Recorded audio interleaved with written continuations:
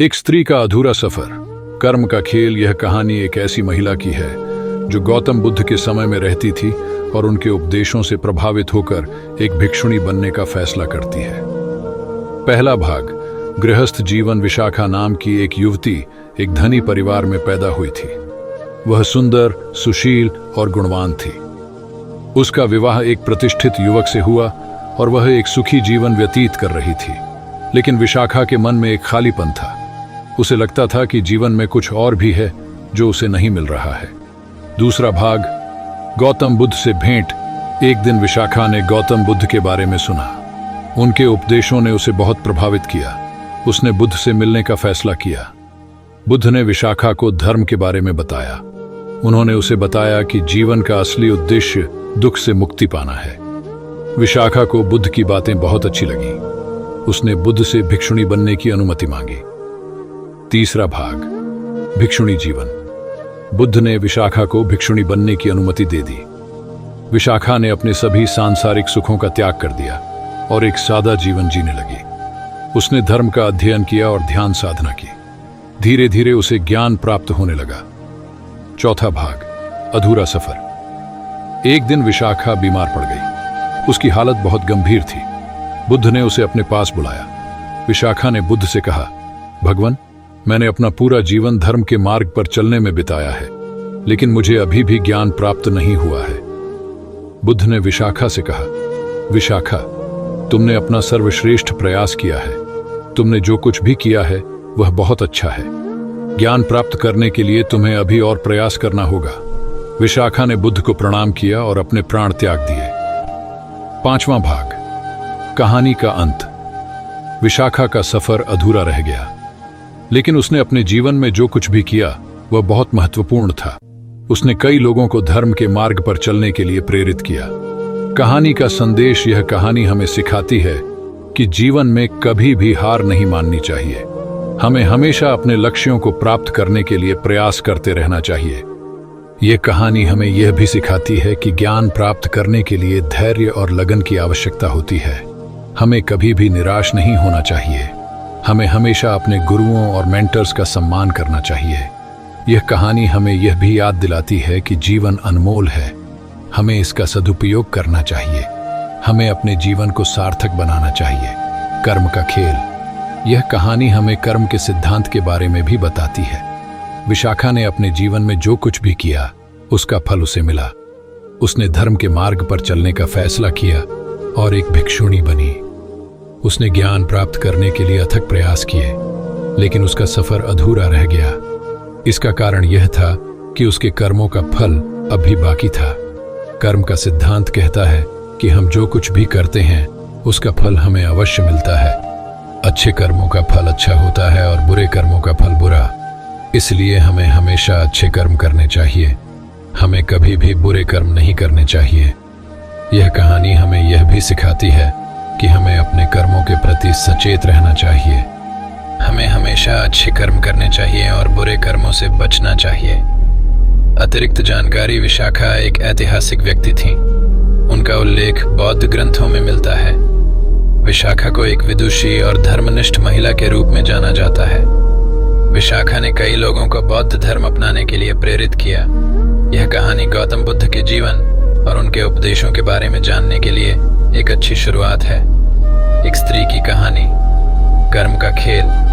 यह कहानी एक ऐसी महिला की है जो अपने जीवन के फैसलों और उनके परिणामों का सामना करती है। यह कहानी कर्म के सिद्धांत को दर्शाती है, जो कहता है कि हम जो कुछ भी करते हैं उसका फल हमें अवश्य मिलता है। पहला भाग। बचपन और युवावस्था।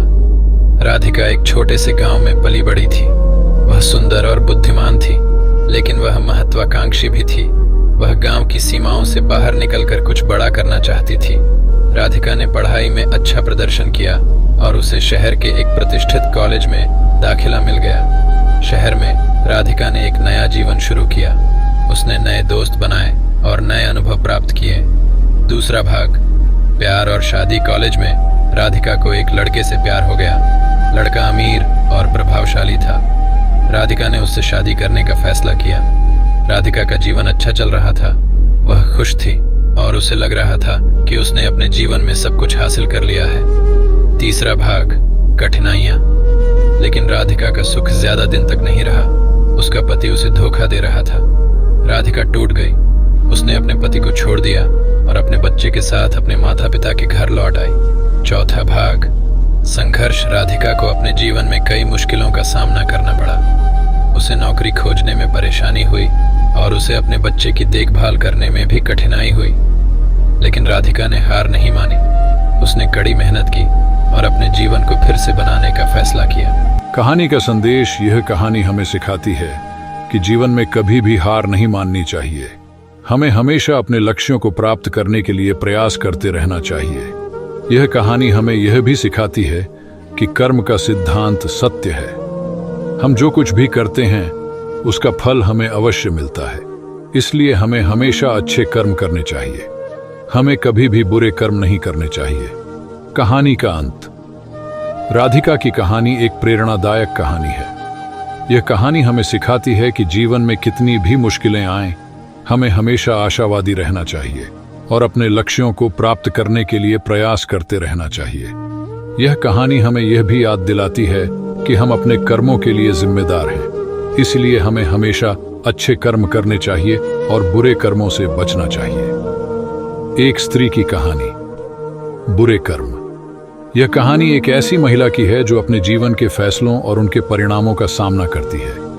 यह कहानी कर्म के सिद्धांत को दर्शाती है, जो कहता है कि हम जो कुछ भी करते हैं उसका फल हमें अवश्य मिलता है। पहला भाग, बचपन और युवावस्था। राधिका एक छोटे से गांव में पली बड़ी थी। वह सुंदर और बुद्धिमान थी, लेकिन वह महत्वाकांक्षी भी थी। वह गांव की सीमाओं से बाहर निकलकर कुछ बड़ा करना चाहती थी।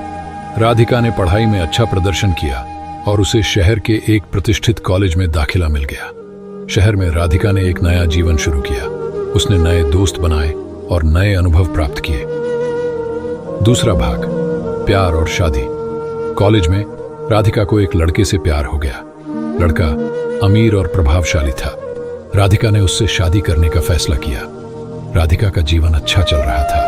वह खुश थी और उसे लग रहा था कि उसने अपने जीवन में सब कुछ हासिल कर लिया है। तीसरा भाग, कठिनाइयां। लेकिन राधिका का सुख ज्यादा दिन तक नहीं रहा। उसका पति उसे धोखा दे रहा था।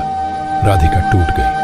उसने अपने पति को छोड़ दिया और अपने बच्चे के साथ अपने माता पिता के घर लौट आई। चौथा भाग, संघर्ष। राधिका को अपने जीवन में कई मुश्किलों का सामना करना पड़ा। उसे नौकरी खोजने में परेशानी हुई और उसे अपने बच्चे की देखभाल करने में भी कठिनाई हुई। लेकिन राधिका ने हार नहीं मानी। उसने कड़ी मेहनत की और अपने जीवन को फिर से बनाने का फैसला किया। पांचवां भाग, सफलता। कई वर्षों के बाद राधिका एक सफल महिला बन गई। उसने एक अच्छी नौकरी पाई और उसने अपने बच्चे को अच्छी शिक्षा दी। राधिका ने अपने जीवन में जो कुछ भी हासिल किया वह उसकी मेहनत और लगन का फल था। कहानी का संदेश। यह कहानी हमें सिखाती है कि जीवन में कभी भी हार नहीं माननी चाहिए। हमें हमेशा अपने लक्ष्यों को प्राप्त करने के लिए प्रयास करते रहना चाहिए। यह कहानी हमें यह भी सिखाती है कि कर्म का सिद्धांत सत्य है। हम जो कुछ भी करते हैं उसका फल हमें अवश्य मिलता है। इसलिए हमें हमेशा अच्छे कर्म करने चाहिए। हमें कभी भी बुरे कर्म नहीं करने चाहिए। कहानी का अंत। राधिका की कहानी एक प्रेरणादायक कहानी है। यह कहानी हमें सिखाती है कि जीवन में कितनी भी मुश्किलें आएं, हमें हमेशा आशावादी रहना चाहिए और अपने लक्ष्यों को प्राप्त करने के लिए प्रयास करते रहना चाहिए।